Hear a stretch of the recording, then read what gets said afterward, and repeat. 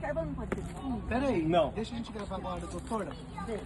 A doutora é a mãe do Ivan? Não. Não? Eu sou a mãe dele. Ela é a Ah, mãe das sabia. árvores. Ela é a mãe das árvores de Campinas. Peraí. Ah, pelo amor de Deus. Galera, é o seguinte. Chamaram de Nós viemos aqui para ver essa tragédia e tentar de alguma maneira entender o que aconteceu e o que poderia ter acontecido.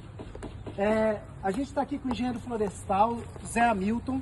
O Zé Hamilton é especializado em avaliação de árvores.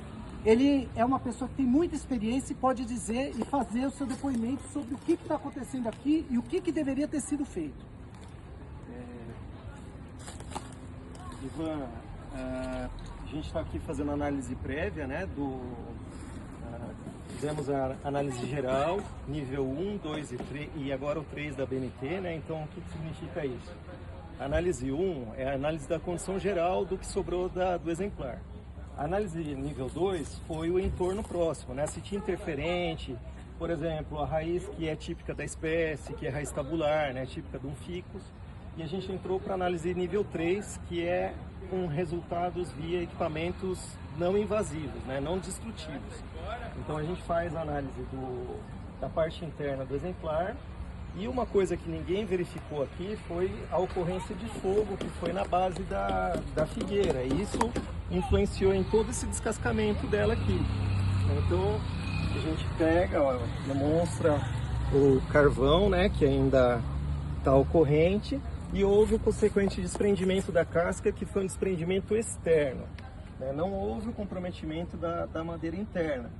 E o exame já, o preliminar, apontou que a condição interna do exemplar está boa, né? E visualizando entre as imagens que a gente recebeu e o que sobrou da copa, o exemplar, com uma boa vontade, com um tratamento, poderia ter sido mantido, né? Então, é uma análise preliminar, como eu falei.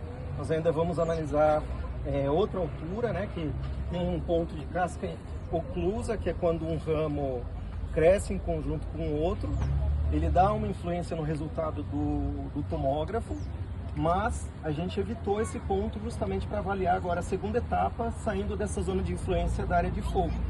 Aí agora a gente vai condensar essas informações no laudo técnico para verificar aí a condição geral do exemplar. Mas, internamente, o que acusou nos equipamentos, né, que são os mais modernos que estão disponíveis no mercado, é que a árvore está em condições de preservação. Então vamos deixar claro, o laudo que foi feito aqui foi um laudo incorreto, um laudo que não avaliou de forma como deveria ter sido feito tecnicamente. A gente tem aqui o equipamento, não é um equipamento novo, isso já está no mercado há muito tempo, os técnicos trabalham com isso, mas o que a gente percebe aqui? Que não há um trabalho sério, um trabalho onde a gente faça um diagnóstico claro. Então uma árvore como aquela ali que foi cortada, a gente percebe claramente que ela não deveria ter sido cortada. E essa aqui também não pode continuar o corte dela. Por que não pode? Porque os aparelhos estão mostrando que tem estabilidade nessa árvore, que essa árvore não vai cair, e não vai matar nenhuma criança e não vai dar nenhum problema sério, entendeu? O que precisa ser feito é um manejo correto, reparar, fazer um diagnóstico dia a dia das árvores, perceber, ninguém falou nem no laudo que ela estava queimada, por exemplo. Quer dizer, mas não é um incêndio que causou um dano estrutural na árvore. Externo. Um dano externo. Então, ele foi externo, só na casca. Essa árvore é uma árvore muito resistente, é uma árvore histórica aqui em Barão. Então a gente precisa cada vez mais entender como que são feitos os laudos em Campinas, para que a gente possa reivindicar para nenhuma árvore mais ser cortada sem a avaliação técnica correta. E só completando também, Ivan, além da operação em si ter sido duvidosa, né, que a gente vai agora combater com o laudo, destruiu pelo menos 4 exemplares que estavam no trajeto. Então, querem compensar com 2 exemplares. A Lei de Arborização Urbana de Campinas pede 15 para cada afetado. E essas foram totalmente destruídas. 85% da copa, 75%, 50%. Então, essas outras também precisam ser compensadas, né? E a compensação não é doação de muda para o viveiro. mudas grandes, plantadas no entorno próximo, de altura e mantidas de 1 a 2 anos, para elas estarem consolidadas. Por quê? O dano de uma árvore dessa, da perda de uma árvore dessa, é perda de carbono, de acúmulo de carbono, de umidificação do ar, de sombreamento, de benefício ambiental, né? Além do próprio conforto da população que aqui usufrui do espaço.